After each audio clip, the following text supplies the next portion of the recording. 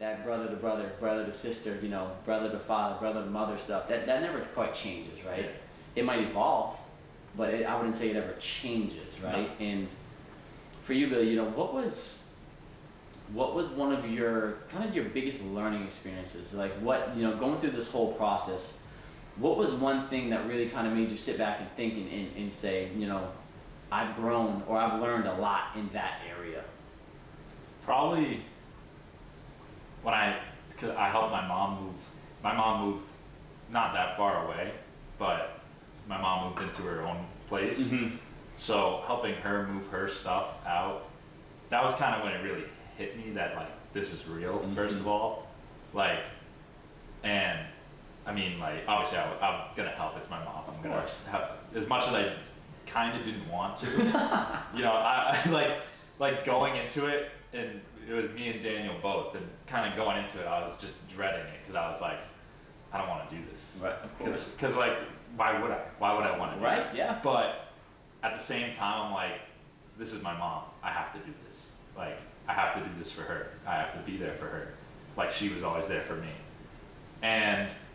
But then also, not only that, so to do that, and you know, we're driving, maybe like I wasn't driving, I have a Mustang, right? Not putting much in that. So No. driving a different car, so then coming back to the house after and having a conversation with my dad and just talking to them both separately about the situation. Mm-hmm. And luckily for me, the story was similar on both ends. It was never like he did this, she did this. It was a similar story. Both of them had, you know, things had just grown apart.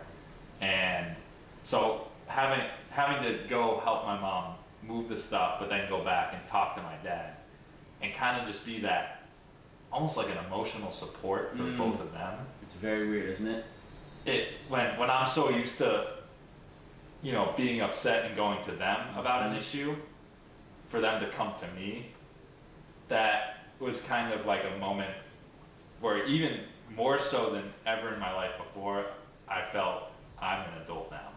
Like I've grown up.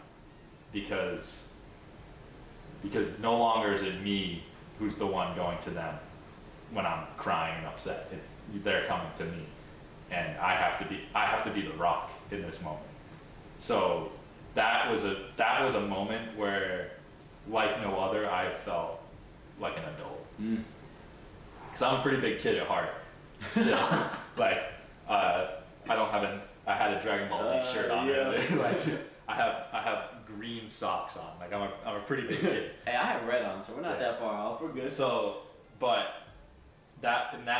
in those moments, I was like, I've grown up, and it was not a bad thing, right?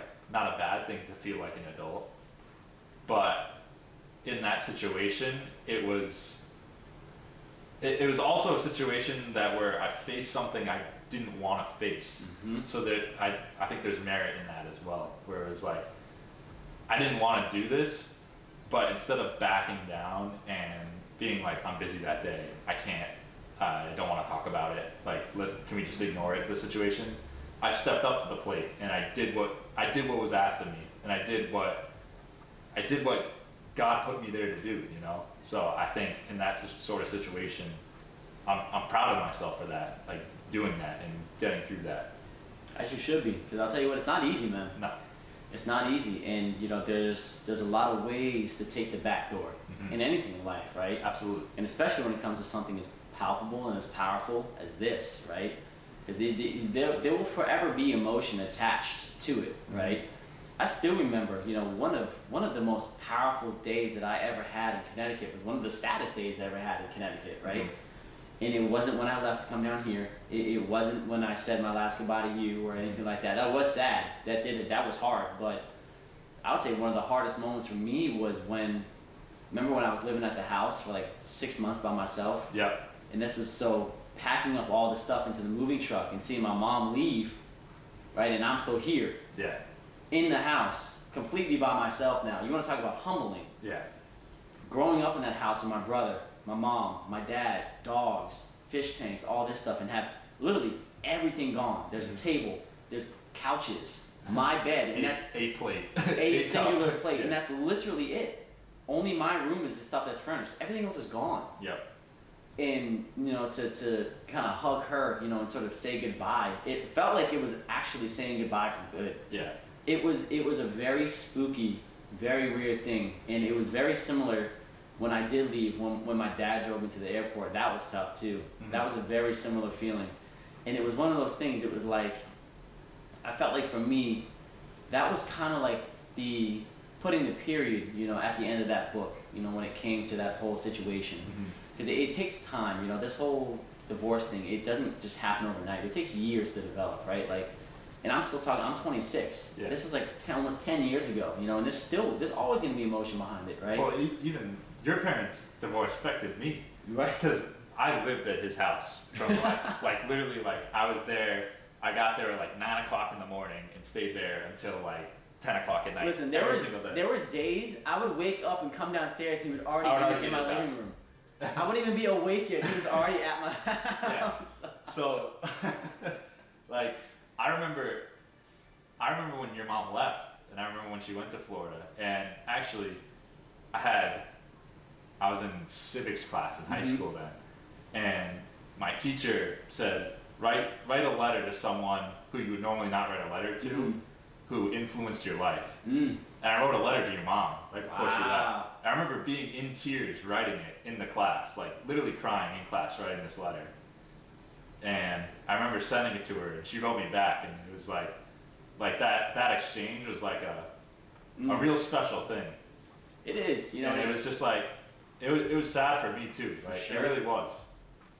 It's it's one of those things. Like, I'm getting emotional right now, like for real. Yeah, same. Like, I'm actually getting like kind of teary eyed.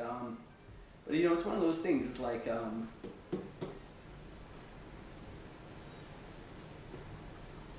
it's one of those things. It's hard in the moment when you look back at it all. It's such a huge blessing because the things now that we can kind of look back on it all and sort of talk about it. It.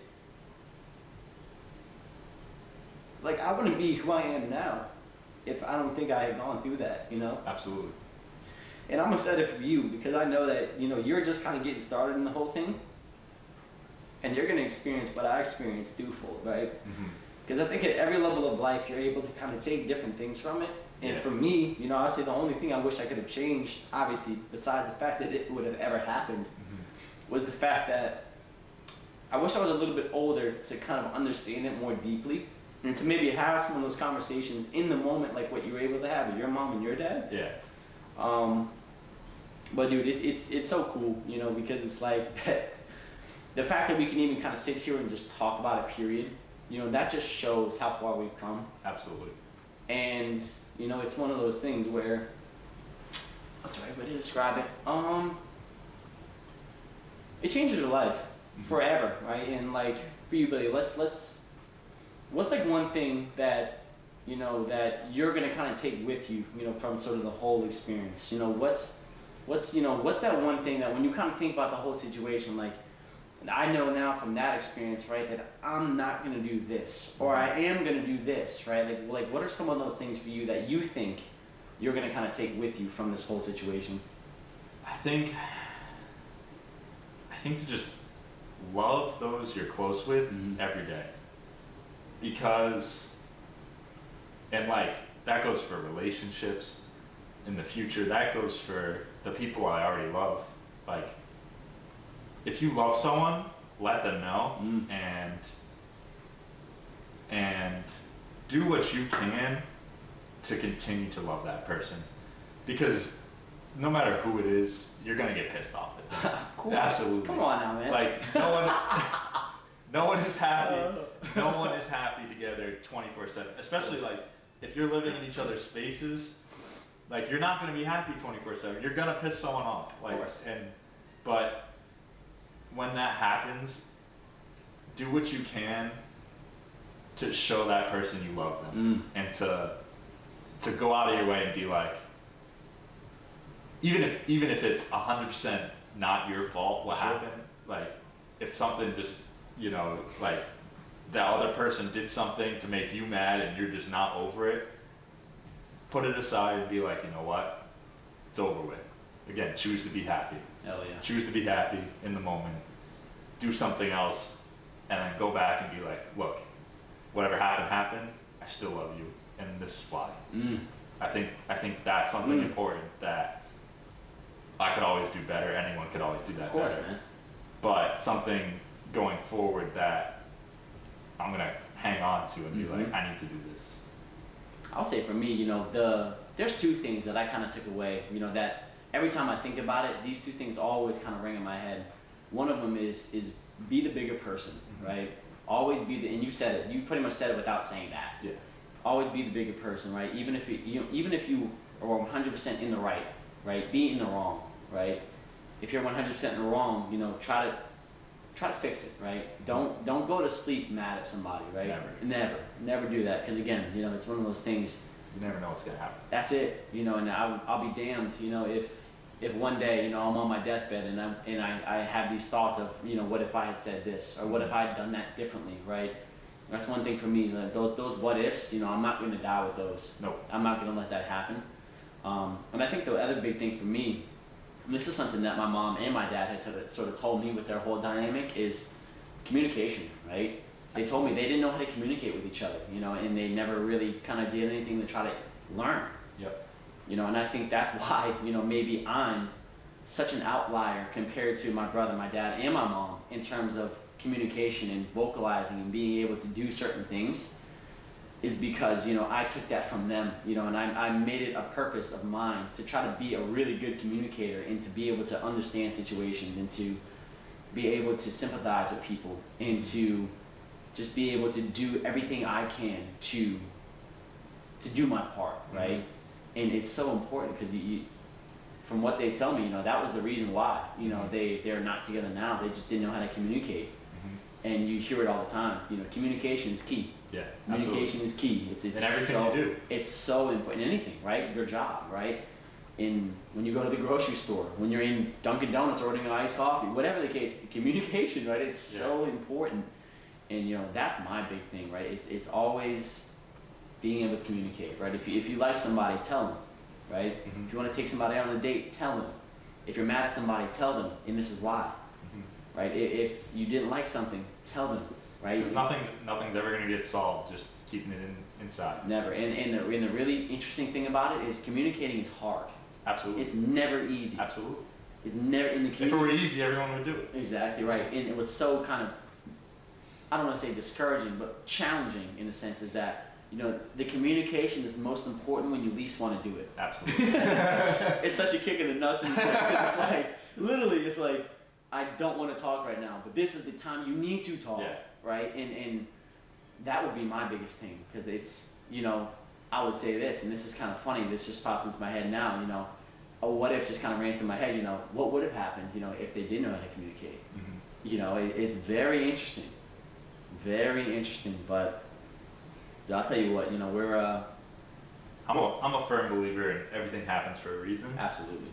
So, there's a plan set out for us, and when things happen, they happen for a reason. Like we talked on the previous episode, if you had never gone down to Florida, which probably, let's be real, probably wouldn't have happened if your parents stayed together. Yeah, most likely. You would have never got that opportunity to come down here and grow the way you've grown. I probably wouldn't have even gone to college. Exactly. I wasn't even thinking about college. I remember we had a conversation before I had left. You're like, dude, you thinking about going to school? I was like, bro, I'm not trying to do that. Yeah. Like, I don't even think college is in the books for me. Yep.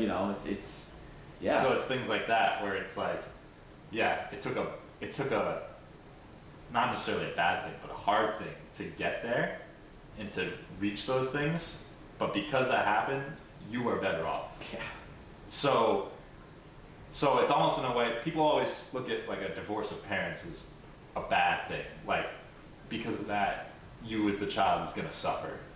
And I do agree, when sometimes in some cases where there's little kids involved, there can be some setbacks. Absolutely. But there can also be good things and opportunities that present themselves that would have never presented themselves before, and things like that. And who knows? I know people who both parents have remarried, and both sets of parents are very happy, and they have a great relationship with each other and the child, and the child has a great relationship with both sets of parents, and it's a beautiful thing. Mm-hmm. So, you know, life is what you make of it, and really any situation can be spun into something positive, and I'm a firm believer in that.